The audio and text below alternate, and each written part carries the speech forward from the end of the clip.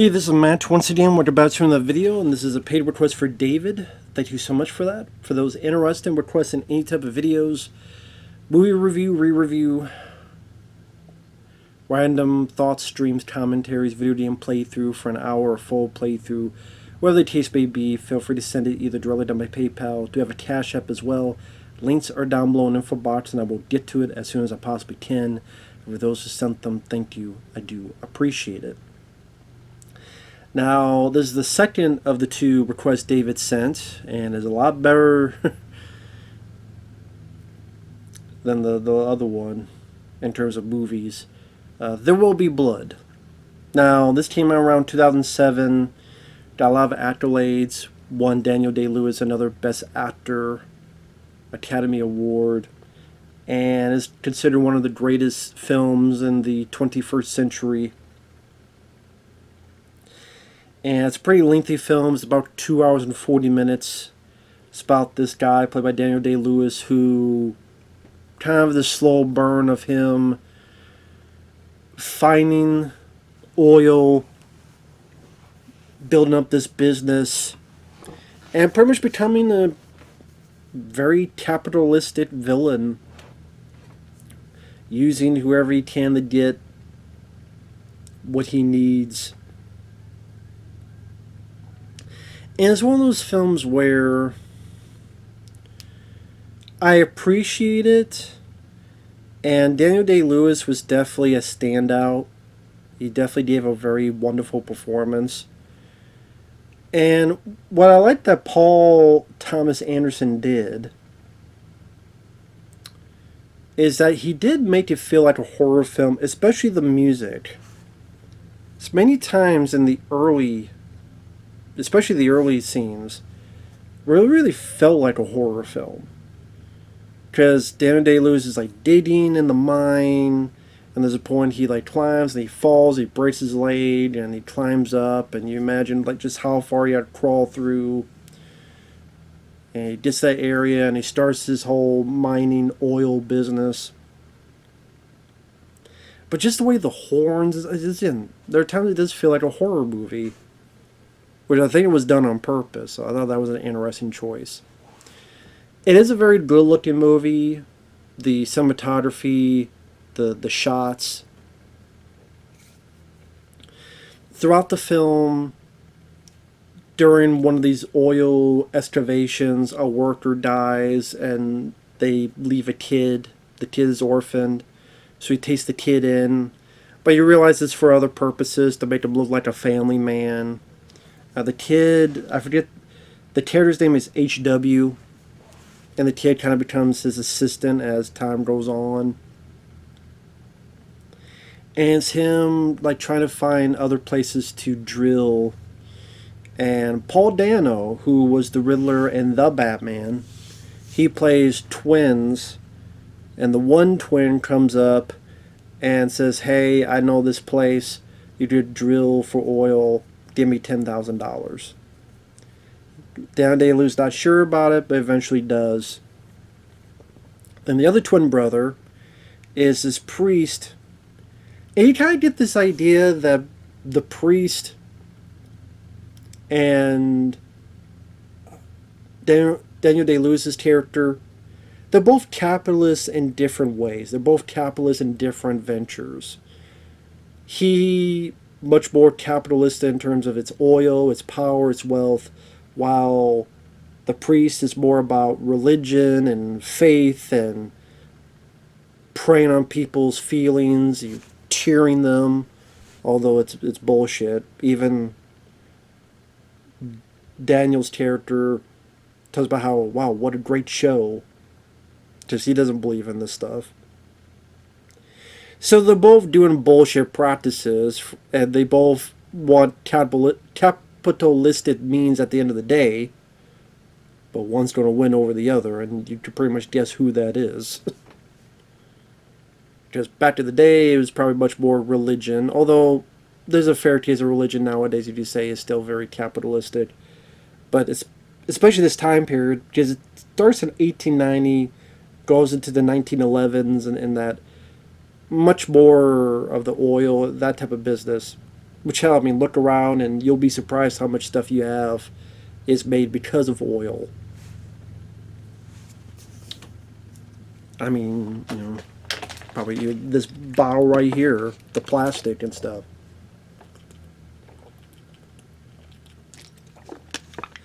But it shows how, the shift of power from, the priest thinks everything's hunky-dory to realizing, nope, he's up shit creek without a paddle.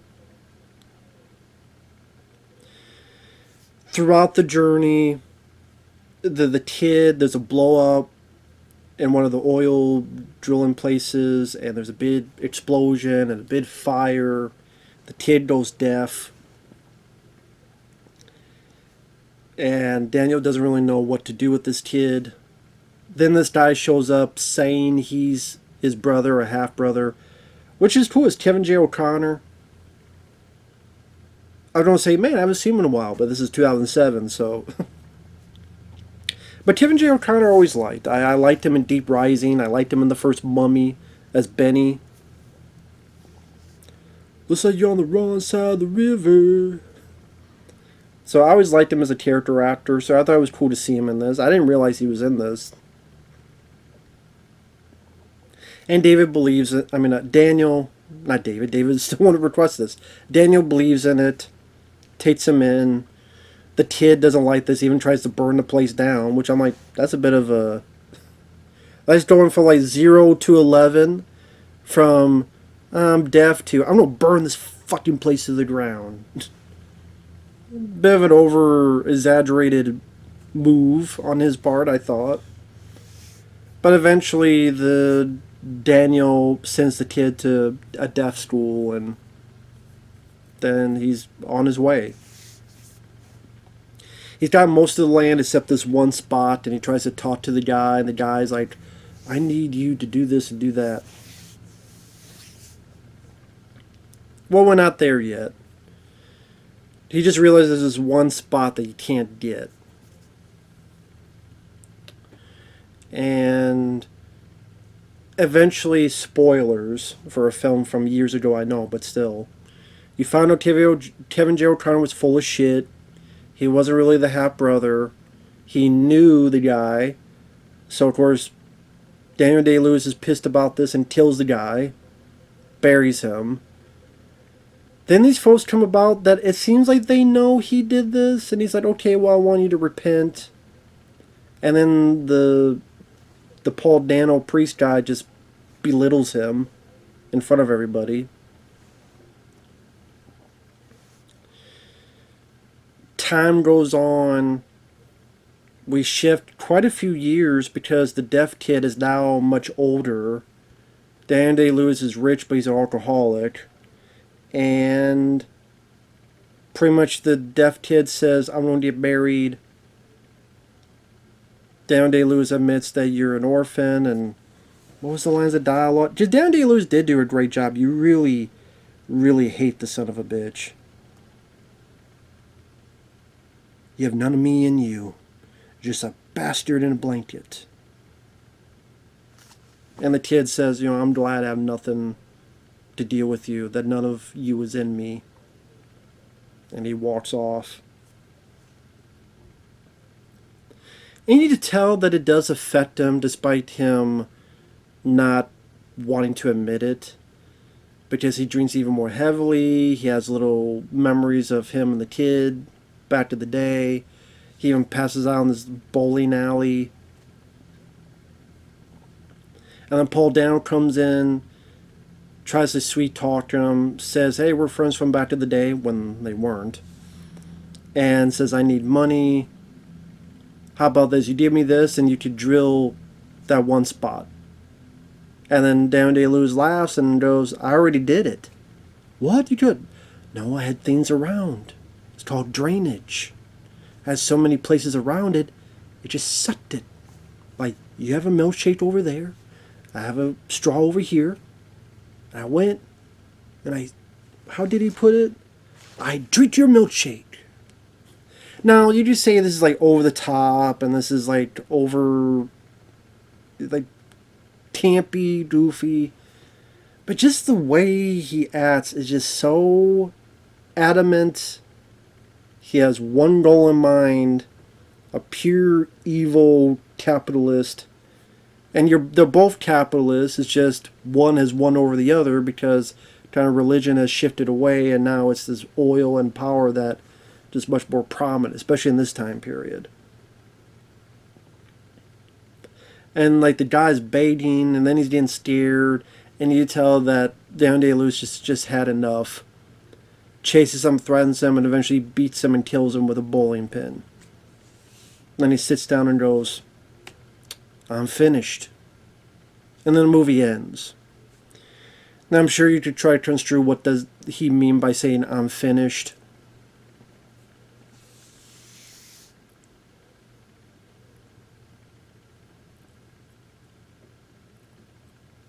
And I'm even thinking about that now. I mean, there's really nobody else that he can even think of in his life because he had really no other close, wouldn't call them friends or enemies or whoever.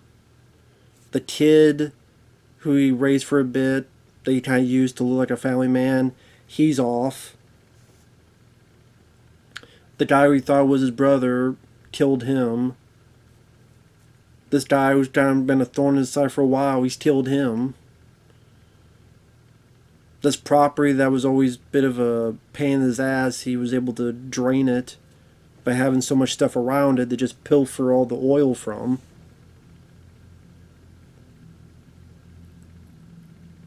So I guess, if you think about what else is he going to do. Now, we don't see really much of his outside life, Daniel Day-Lewis's character, so you never see him really. He doesn't go out and party, he doesn't really go out to do much of anything else. He's just worried about this business, thinking about this business, and that's it.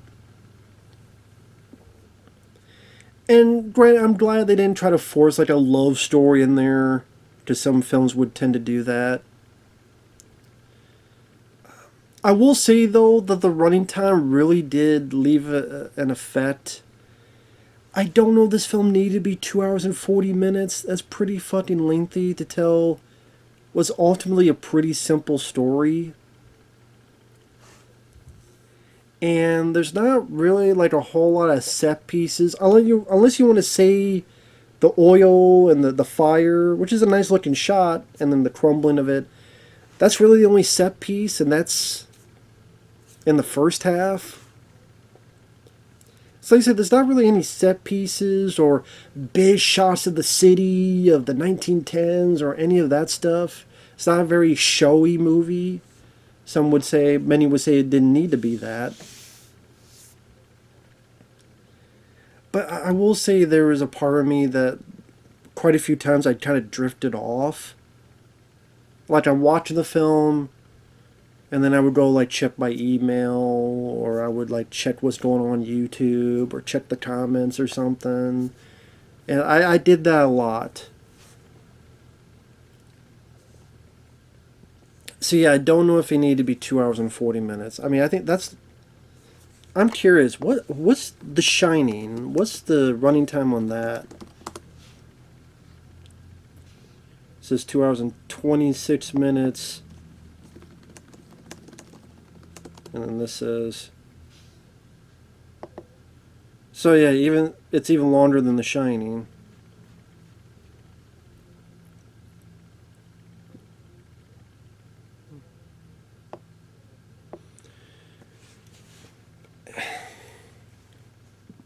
I mean, I will say, like, Daniel Day-Lewis did a very solid job. You really felt his evil ambitions. You felt that he was determined no matter what.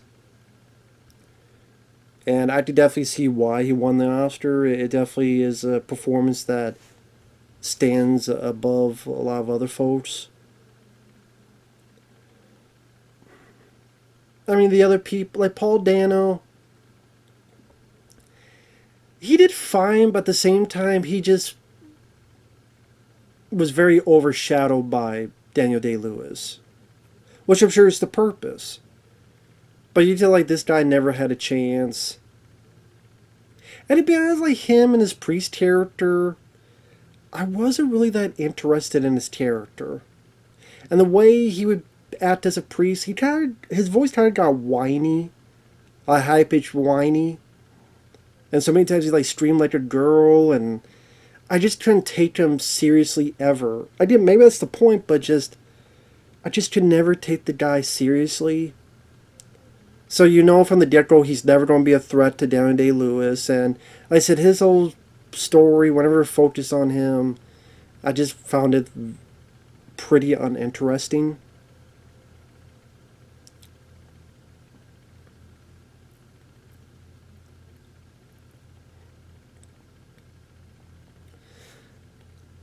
It just,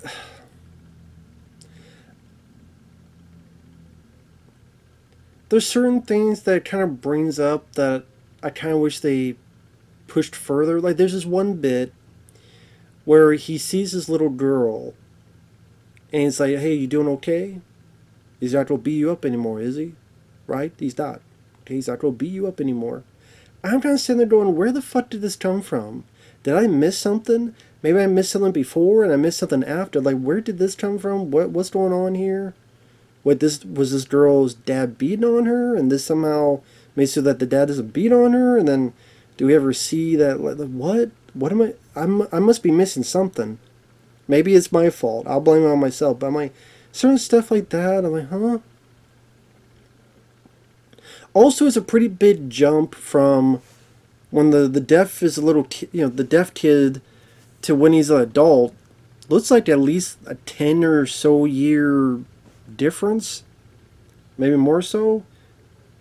No, it's probably. It felt like maybe there's some information that we could have really dived into. Because I know this may sound dumb, but I don't even get why our lead is really such an alcoholic. I usually say he's depressed because he's alone. I would say that maybe that's the case. Even though he forces himself to be alone. I guess really there's that one conversation with Kevin J. O'Connor where he's like, "I'm glad to share this with someone because I don't want to do this on my own." And that's why he wishes the kid was a bit like him, because he wants someone to share this with kind of deep down. But at the same time, he's such usually a cold piece of shit character that it's hard to even look into that depth. But I will say it is a well-made film, as in it's a good-looking film. Again, the score, very interesting that they have these horns like a horror movie. There's a bit of an eerie feel to certain scenes that usually wouldn't be the case.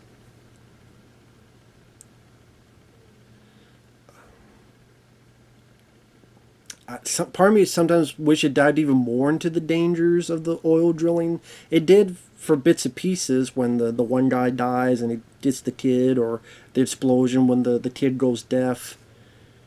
But maybe like a few scenes afterward, because I'm sure it'd be a consistent threat. Or to really feel the expansion of the business in different areas, different locations. Really open up the scope of we really are in 1905 or 19 whatever whatever year we're at this specific point. I guess I would have appreciated a bit more set pieces, especially for again a film that's about 2 hours and 40 minutes. I do think the film's just too long. I do think there are points that it drags. But did I overall like the film? Yes, because of the way it looks and is directed, as well as Daniel Day-Lewis's performance. You really like when you think of like an evil capitalist pig. Daniel Day-Lewis definitely stands out, and the way he talks and the way he attached the words, and you definitely get that sense of danger. Like there's a bit where this is after he's put the kid on the train, and this guy goes, you should take a break and spend time with your son, and you see just how He's Daniel Day-Lewis just offended with just hearing that. I'm going to your room. I'm going to your house. I'm going to slit your throat. What? Why you say that? No, I'm going to go to your house. I'm going to slit your throat. Why are you saying that? You know, why are you making these threats to me? And like you buy, that's exactly what Daniel Day-Lewis would do. He doesn't, but you buy that yes, this guy would actually do that.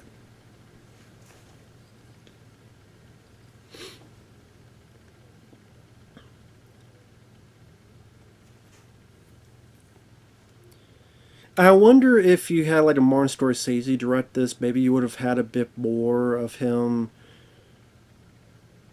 maybe like a mob mentality where he would get more people and they would go out and they would take control and twist people's arms. If they don't, they kill them and throw them like. But I know that'd be a different movie. That'd be like Goodfellas, Casino, which I do like those films more than this. I do. Because I do think those films are long too, but I think Martin Scorsese, I think he puts enough stuff in there. If it's not visual set pieces, but dialogue set pieces, like Joe Pesci's "You Think I'm Funny," that really keeps those pacing, I think, work better compared to this. But as is, I didn't mind the film. I don't think it's a film I'd ever watch again. I would just watch the Dan Day-Lewis clips online on YouTube, but I'm glad I saw it once since a lot of people were talking about it. So I didn't mind the film. I did. I just think it's a bit too long. I think there are times it drags. I wish there was a bit more set pieces. Maybe a bit more to learn about Daniel Day-Lewis's character. Again, we don't need a love story. I'm glad it didn't do that. But like a little bit more about,